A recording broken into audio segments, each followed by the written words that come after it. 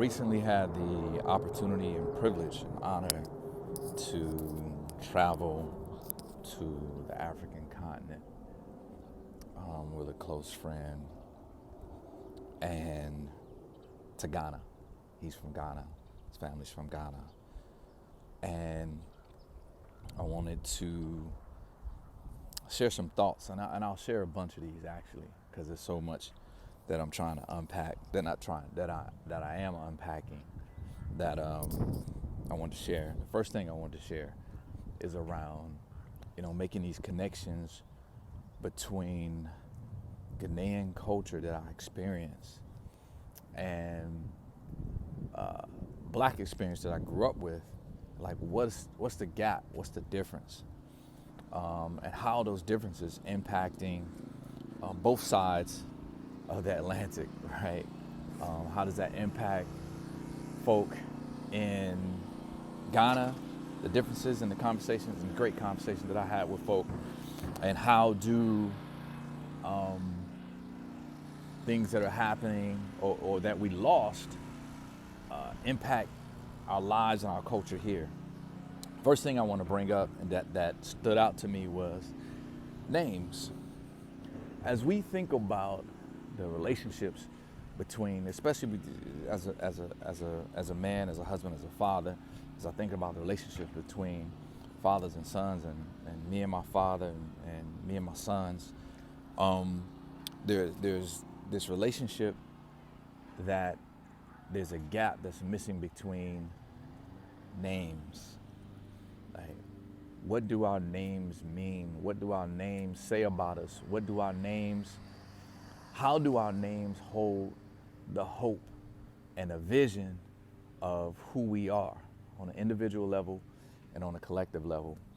And it just struck me how everyone's name meant something in Ghana, in their culture. Everyone's name was connected to something. It was connected to a phrase, it was connected to a thought, it was connected to a vision, it was connected to a hope, to a dream of who that individual person could be empowered to step into as they develop and grow. Something as simple as I found out my name, because one possible name, just the easy one, is just like, what day of the week was I born on, right? Kwaku.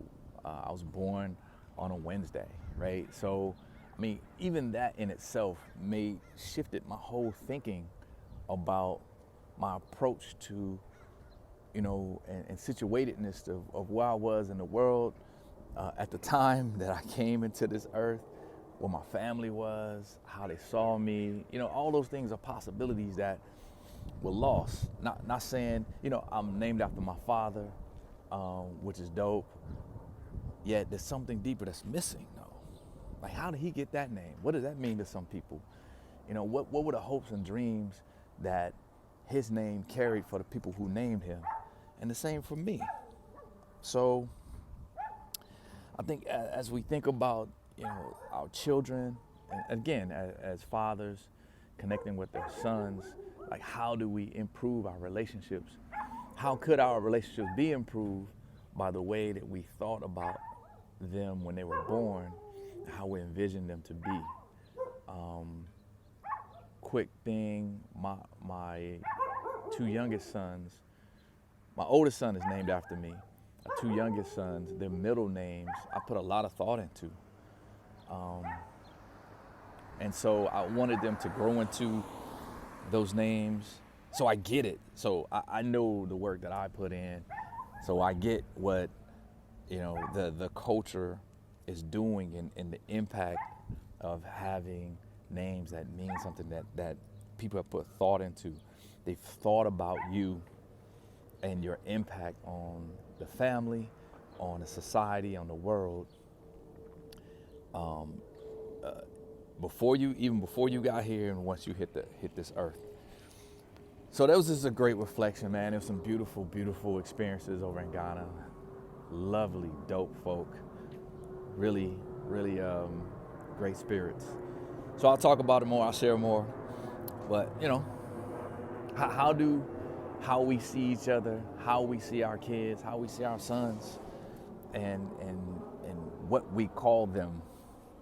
How is that impacting our relationships with them and how we see them and how they think we see them, right? So, as always, stay curious.